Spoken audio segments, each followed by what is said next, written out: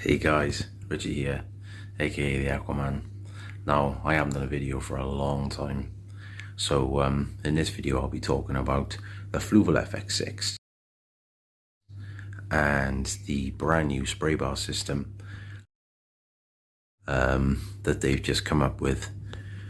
Now, some of you guys may be familiar with the 3D printed versions of the Fluval spray bar that people have made, and I know a few people have made their own from plumbing supplies and stuff like that. Now I'm going to give you an in-depth, honest review about the FX6 and the FX6 spray bar. Let me just sort the light out a minute because it's not the best in here. That's a little bit better. Right, now I'm going to show you my setup behind me. Now, those of you who were following me before, you may have seen the old rimless tank that I had, which I've gutted to get rid of. I had to sell it, plainly because the condensation was building up in here in my living room. So I opted for it's an ND aquatics tank, low tech. This is a biotope inspired tank. I'll probably do a video on that later on and tell you all about it, you know, what I've done, what I've planted, specs and such. But for now, it's literally just low tech, and I'm loving it, to be honest. Not too much maintenance. I'll give you a rundown of my gear, so bear with me a sec. So this is the tank. It's a 4x2x2. As you can see, oh, hang on, there's focus. And the aquatics tank. There we go. Excuse the fish, they've just been fed. The black line tetra is there. There's some Dicrossus filamentosa or checkerboard cichlid, pencil fish, red-eyed tetras, and of course my angels or Petriphyllum scalari. Right, the spray bar, you can see it running along the back there, and then I bet you're wondering, like, why the hell is it on an angle? Why is it wonky? Why isn't it straight? Well, when it comes out of the box, see these, they've got rubber connections. There's one on the end there and there's one up there, and you can have it as 1, 2 or 3, and here's how it connects on the inlet there. And basically, I really don't like this system because, yes, you know, as you can see, it gives me wicked water movement, which is perfect for oxygen saturation in the water, which is great for my fish. It does reduce the flow a little bit, spreads it out so it's not so turbulent in there. However, once it's in place, it's really hard to adjust because those rubber connections there, they kind of clamp quite tight onto the plastic pipe. So yeah, basically I find it really difficult to adjust. So if you put it in place in the tank and you get it roughly where you want it, and you start it and you think, oh, I might need to adjust that slightly, to do it properly you have to completely disassemble all of that, take it off, get it right, and then stick it back on. So I find that a real pain. Like Fluval, if you're watching this, which you've asked me to do a video for you because you kindly sent it to me, but people who know me, who've seen any of my videos, I'll give an honest review. Yes, I like it, and as far, you know, for what it does, you know, it's a spray bar. They're pretty self-explanatory for what they do, and the FX series was screaming out for a spray bar. However, it's cumbersome. It doesn't look very attractive. I mean, if you'd made the connections black, that would have blended in with a black background much easier, and it wouldn't have looked so, it doesn't stand out so bad. Because with my inlet, there, you can barely see it against the background, but then when you see the attachment, it's light grey and you can make it out. So that's one thing to think in future. Like other spray bars I've used, you either use a piece of aquarium tubing, or they're just push fit plastic and you can turn them, and they interlock into each other, so you can turn them easily to change the angle. So what I'm probably going to do is go back to the standard FX6 outlet that comes in the box, you know, the two balls that adjust and turn and swivel and stuff. Now I was running an Oase Biomaster 850 thermo on this tank when I first set it up, but I found it to, although it held more media, it didn't quite have the oomph, it didn't quite have the flow or the turnover for me. And to be honest, this FX6 running in my left cabinet, which I'll show you in a minute, I'm not going to go in depth into the FX6 and how fantastic and how great I think it is and blah blah blah, because there's a million reviews on the FX6 online. Pond Guru, shout out to Richard, he did a really extensive review on it, and like how it can be adjusted and pimped up to your own specs. I just run mine with whatever media I've got, standard sponges that come with it, and I just fill the baskets in the middle with as much biomedia as I can. The Biomaster 850 does hold a bit more media than the FX6. However, the FX6 is more powerful and quieter in my cabinet. So I'll show you my FX6 now, how I've got it set up. Let's move this chair a minute. Real time, folks. So if you can see in there's my FX6. Yes, you'll notice that this tube here is curled around there, and that one is got a curl here.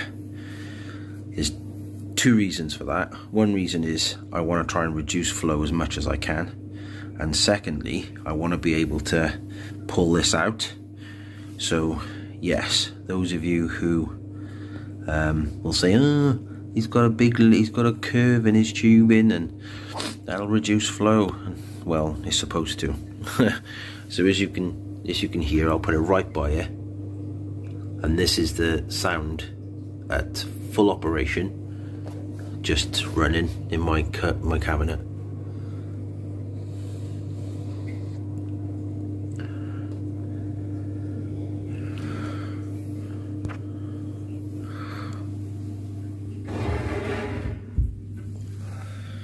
And back to the tank. Just an Eheim Jaeger heater there, because I've used them for years and I know they're pretty reliable. I've got Fluval ones as well, which I'll probably use. Little rundown on this tank. I won't go in depth, but this tall, really spindly plant you see at the back with the red stem, that's Myrophyllum brasiliensis. Obviously, if you don't know that the slightly brightly coloured green stem plant in the back there is Limnophila sassiflora. Then we've got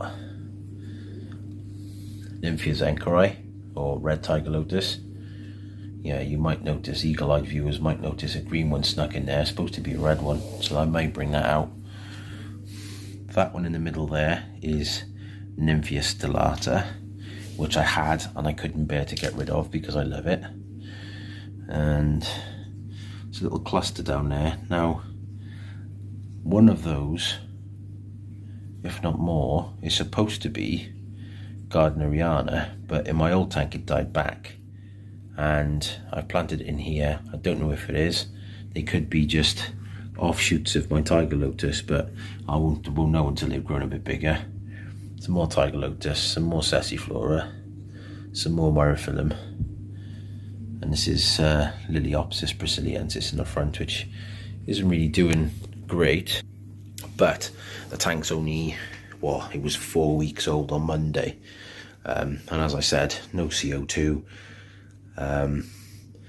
Just, I think it's Prodibio Aquagrowth soil, and I use TNC Complete liquid fertilizer once a week. Weekly water changes, which I tried to stick to as rigidly as possible, but that's the good thing about these tanks, low tech, they're forgiving. So if you miss a week or you're not very well, because I've had COVID the last couple of days, then it doesn't really matter. It's pretty forgiving. It'll kind of let you do it. I mean, these guys, these Otocinclus, there's a tiny bit of algae on that wood there, but all this here, where that little checkerboard cichlid is, that sort of area there had a lot of green algae on it. This wood here had some green algae on it, and I think there's only about 6 of those guys in there. And I tell you what, they are mean algae munching machines. So it actually pays for you not to have a tank that's clean. If your tank's too clean, then the otters have got nothing to eat. I mean, don't get me wrong, I do supplement with algae wafers, and some of you might be thinking, ooh, shall I have a look in his cupboard and see what he feeds? But I just spotted my dominant male Decrossus or checkerboard cichlid just then. I was hoping to get him on camera for you. See, here he comes. There he is. He's my favourite fish in the tank at the moment, and he's been showing off to the girls. And these pencil fish have started spawning.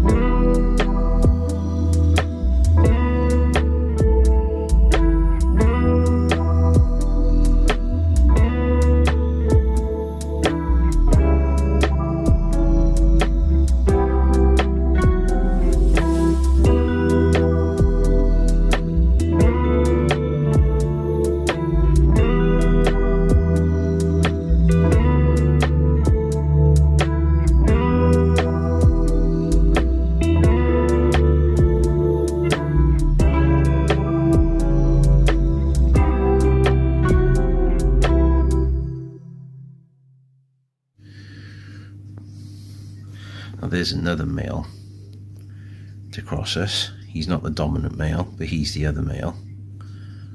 The dominant male is over there behind. There he is. Oh, hang on, is that him? No, that's not him. He went behind the wood. Look at this guy down here. Beautiful fish. When you see them in your local fish stores, they literally look nothing. They just look like really boring little fish, but these guys have been showing signs of spawning. They've been showing off to the females, so hopefully I'll get a spawn out of them. I don't think any of them survive. It's just nice to see. see them doing their thing. So the Fluval spray bar for the FX series filters. Would I buy one?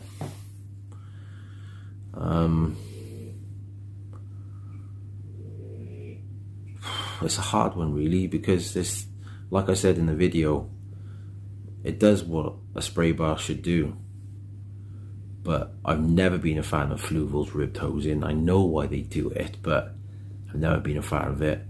It's always bulky and cumbersome. I mean, it doesn't matter with this particular tank behind me because you can't see, most of it is hidden behind and under the hood.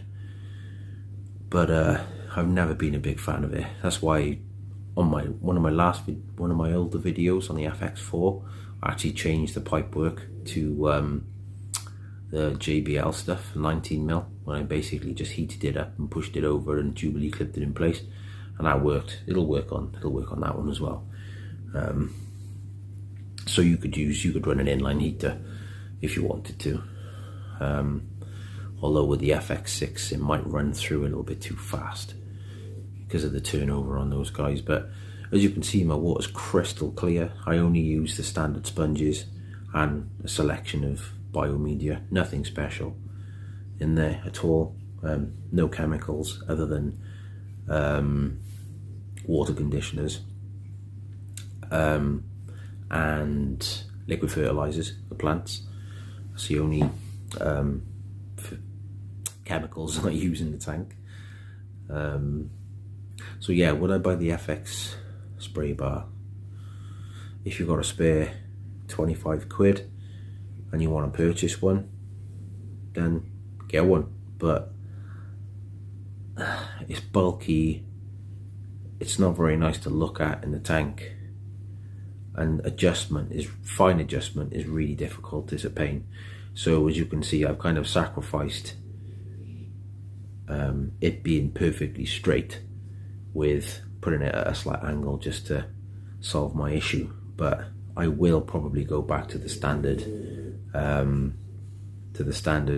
output nozzle that comes with it, just because it's neater, it's tidier, it's tucked away rather than having all the excess pipework on show. So yeah, that's my summary of the FX series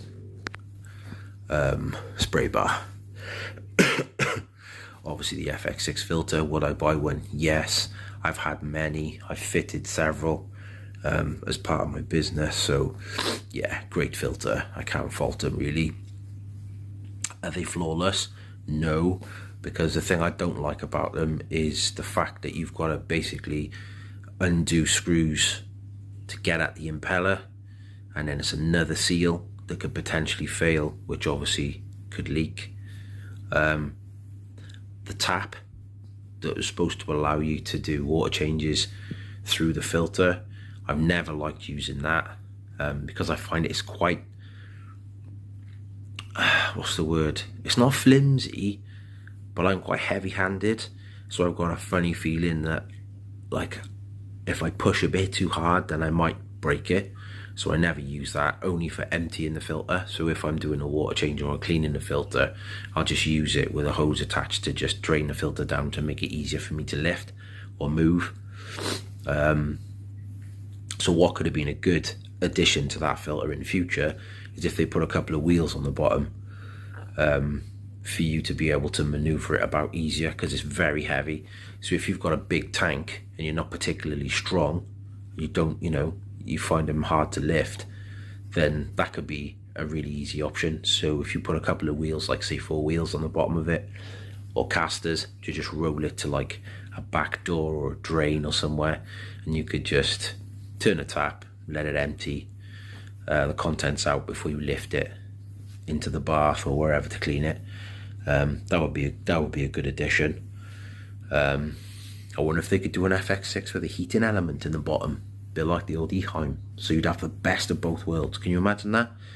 2 big FX6s, casters on the bottom, like they used to put on the old Eheim Pro 3 2080, I believe. There was only 2 on there because it was square, so you could lean it back and pull it towards you, so the wheels would roll.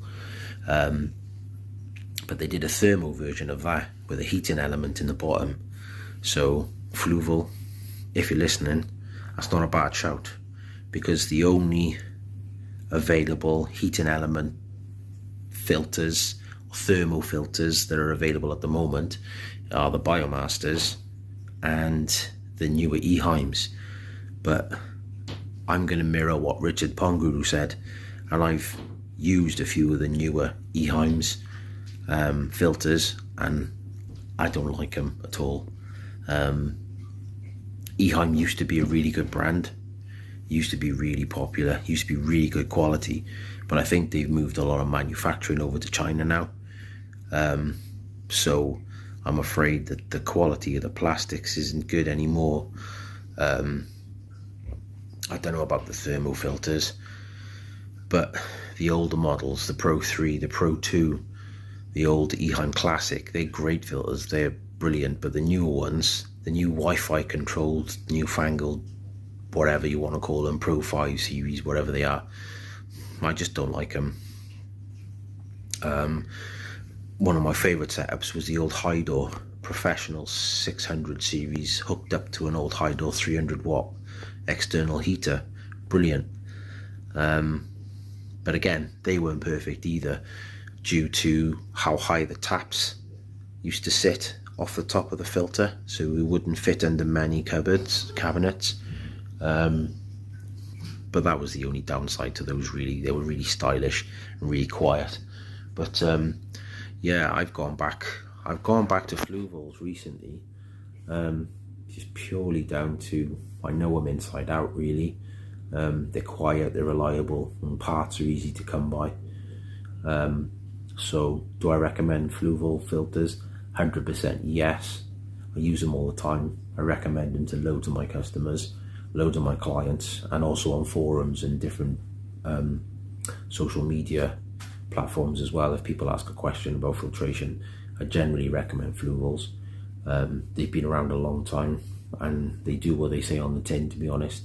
And in the current filter market, there's not much that rivals them on price and on build quality. So if you can get over the hoses, which you can replace most of them if you find the right diameter hoses, always go for a slightly smaller hose that you've got to heat up and push on. So it's going to give you a much tighter fit and a better seal than going for something too big, because it's likely to leak. That could just be common sense, but if anyone's watching, thinking about it, then that would be my recommendation. What else? As for the spray bar, like I said, if you've got a spare 25 quid, you want to try a Fluval spray bar rather than 3D printing one, then yeah, by all means go and grab one. But in my opinion, I find them cumbersome, awkward to adjust when they're in place, and they're just not very aesthetically pleasing, I think is the correct term. But they do what any other spray bar would do, personally. I did notice, I got the box in the garage, that on close inspection, the holes, when they're drilled, I don't know whether they're drilled in a factory, I'm guessing they are, drilled by machine, I expect, there's still burrs on the holes. You know, the finish wasn't the best, if I'm honest. It doesn't really affect it doesn't really affect the product, but for a big company like Fluval, then I kind of expected a bit better, to be honest. But I can't slate it. I can't slate it too much, because it does what it says on the tin. I mean, his personal preference. Some people might not be bothered by how it looks across the tank, but to me, being predominantly an aquascaper and going from having rimless tanks and having like stainless steel pipework,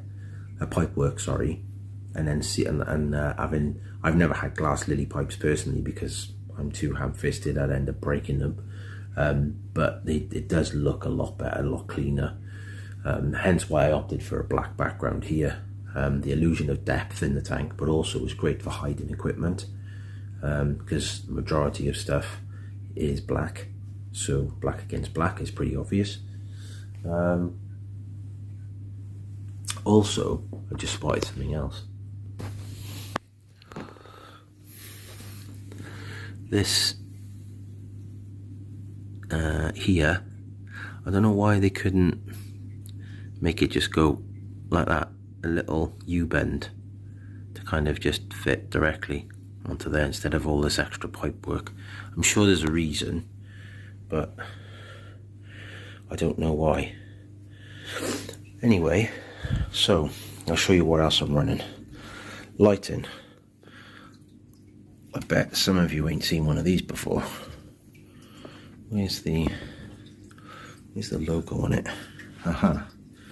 If you can see it, it's the Life Aqua.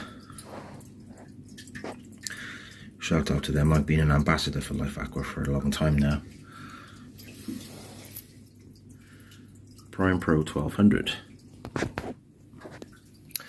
And it fits perfectly in my hood. Yes, you can see it sat on two old FX6 baskets, because I don't want it sat directly on the glass, and these things just help. They're plastic so they don't get wet, and they just help to lift it up off the glass, and it fits under the hood, which is cool. Now, I bet you guys will want to know what I feed these guys, but I'll save that for another video. So that's the end of the video, guys. Done in real time, on my phone, one-handed. I'm using a new phone. I'm just testing out the video quality and the whole stabilization thing. This is the new, it's a Samsung Galaxy A52s or something. I had needed an upgrade, so I thought, well, why not? I'll do a video that I promised to do, and check out my camera at the same time.